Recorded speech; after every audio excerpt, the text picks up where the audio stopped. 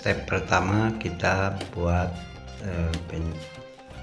tumpukan sekitar 2 cm ya, dibuat muncung.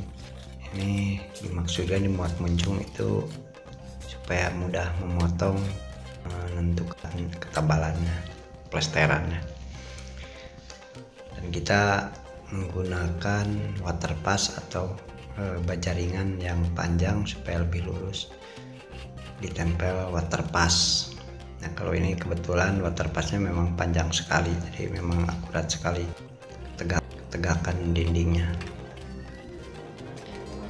Kalau kita memplester satu dinding penuh, jadi kita buat beberapa susunan itu untuk kepalanya dulu. Oke, ini adalah pengisian tetap. Jadi menggunakan singkup ini jauh lebih cepat mengisi ya, dibanding dengan sendok tembok yang memang volumenya berapa kali lipat daripada perbandingannya antara sendok dengan skop ya. Tapi penggunaan skop ini hanya untuk pengisian saja.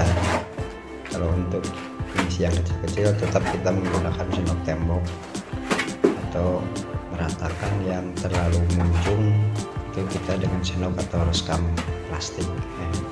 Ini pemotongannya pun kita menggunakan baja ringan.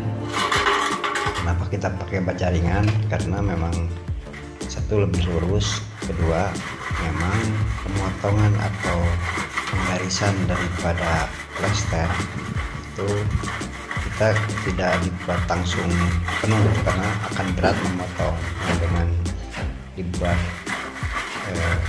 jarang seperti ini, dibuat belang, itu pemotongan lebih ringan dan itu tidak harus menggunakan tenaga, sehingga tidak merusak kepala daripada plesteran, sehingga kerataan itu akan tetap terjaga karena sasaran kita kerataan, presisi tegang dinding tidak terkikis ya. Nanti dimaksudkan ini tujuannya supaya pengacian pun ini jauh lebih akurat, dan ketebalan semen acian pun ini akan rata semuanya, berkisar sekitar 1 atau 2 menit. Ini terus sampai penuh, lanjut penuh ya. Tadi sudah penggarisan pertama itu tidak ditimbah lagi karena itu menjadi membantu kepala juga supaya tidak terkikis. Kalau dibuat belang dulu, ini kalau langsung penuh nanti kita buat tidak terkontrol ya, saat penggarisan, sehingga merusak kepala dan dinding itu jadi terganggu setelah selesai garap. Ini kita lihat rataannya dengan menggunakan sendok tembok yang kecil-kecil ya, karena kalau masih dengan skop ya kurang efisien kalau untuk perapihan pengisian yang kecil-kecil. Yang ujungnya diambil diisikan kepada yang masih.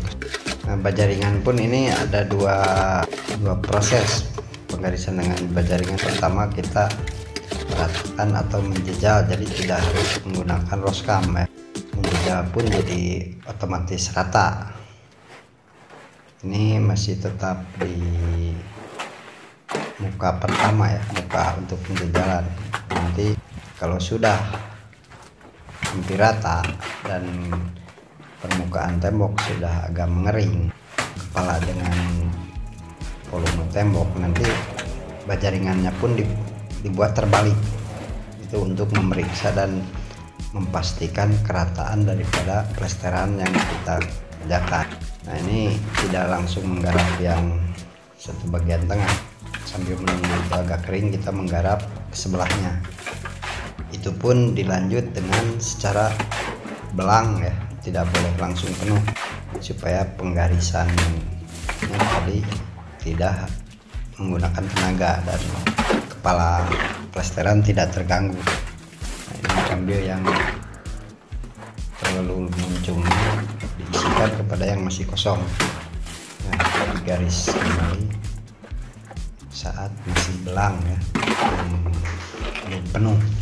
Sekali lagi, memang kalau sudah sekaligus langsung penuh itu dipastikan terganggu bidang kerataan bidang atau presisinya bidang plesteran itu kalau langsung penuh itu biasanya rata-rata terganggu, jadi terkikis, tidak merata.